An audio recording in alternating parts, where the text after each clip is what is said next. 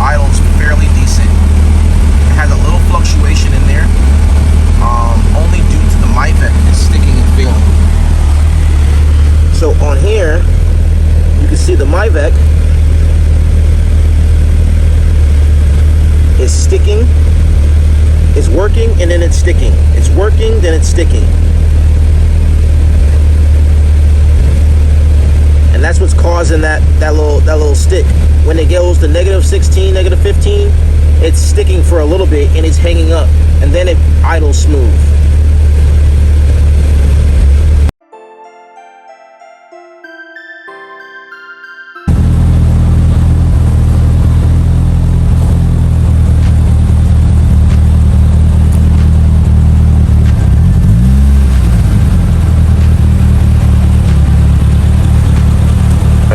Hit, you can do a quick hit.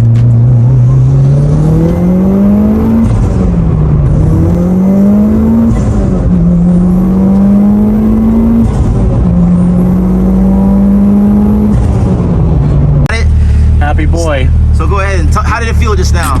Smooth. Yeah. Smooth, way better. Yeah. When you went for that pull just now, how did it feel?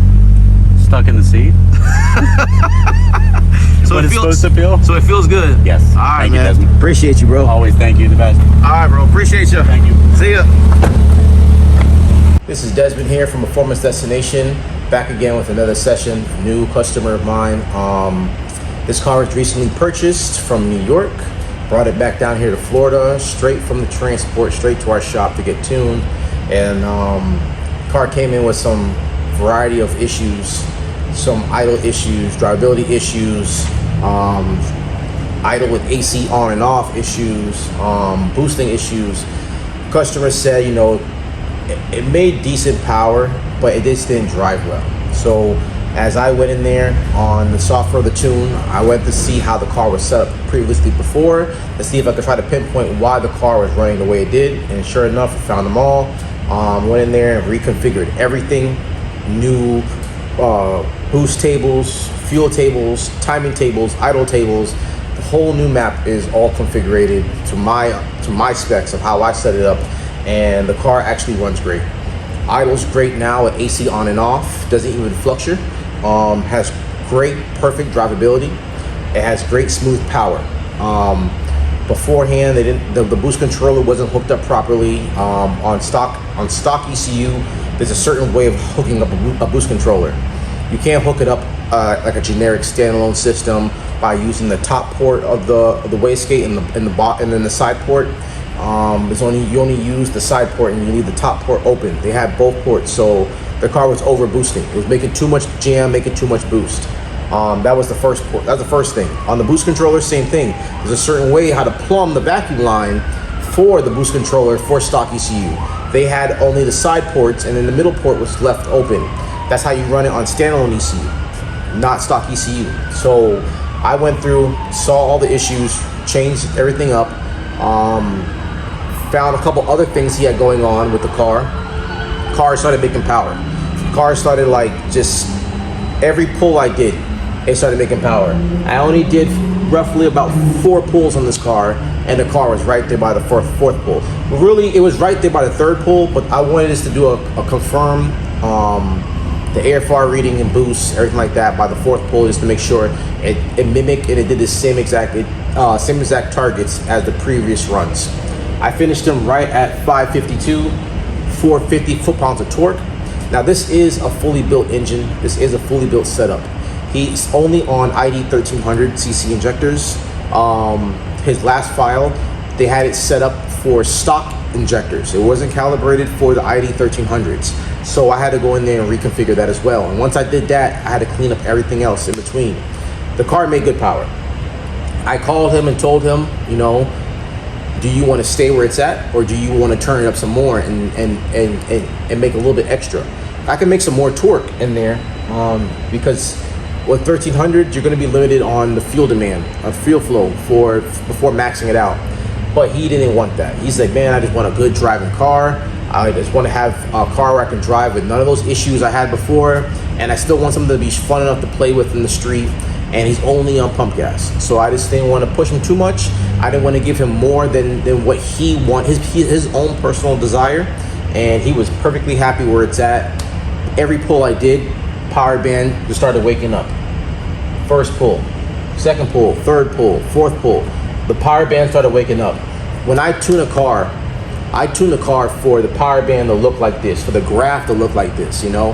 I'm not just throwing a bunch of numbers in there. I actually barely even get out the car to look at the dynos, for the dyno numbers.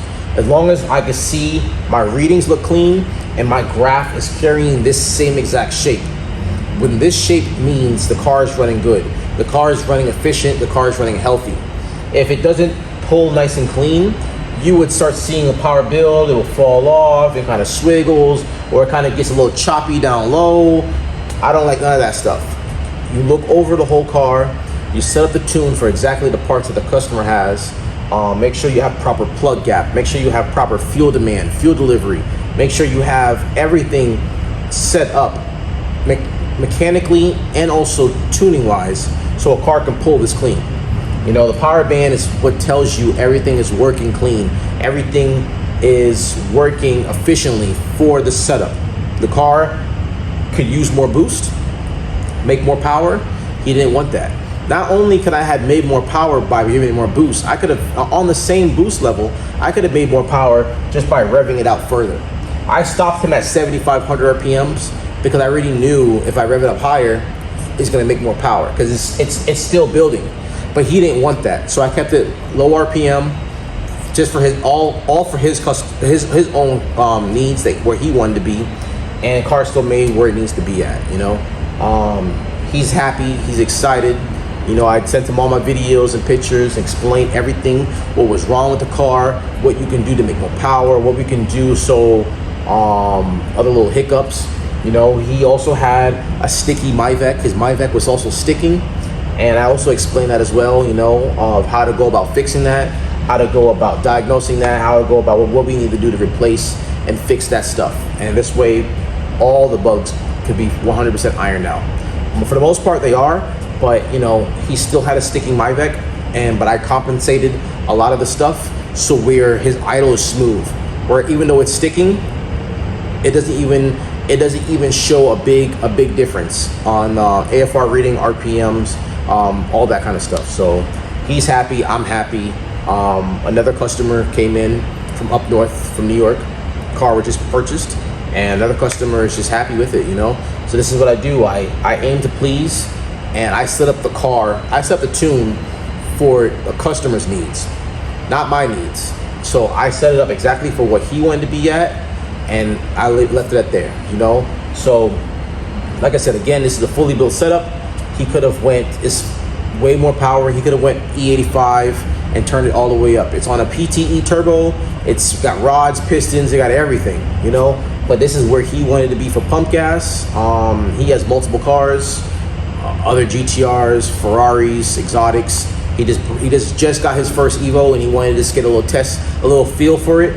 This is a perfect start. He's gonna love it. And then, like, he said he's gonna be back, you know, within a few months of him driving around, and then he wants to swap the fuel out and he wants to turn it up. But right now, this is where he wants to be, just to enjoy it for right now. If you would like to work with us, just like how he worked with me, you can reach me at 941-268-7493. Catch me on all social media platforms at Performance Destination. Thank you for watching, and until next time, let me know if you need any help diagnosing any problems in your tunes. If you need dyno tuning, remote tuning, we service everybody worldwide. You know, we're here to help, and I'm also here to give you this level of quality for your car and your computer. Thank you. Have a good day.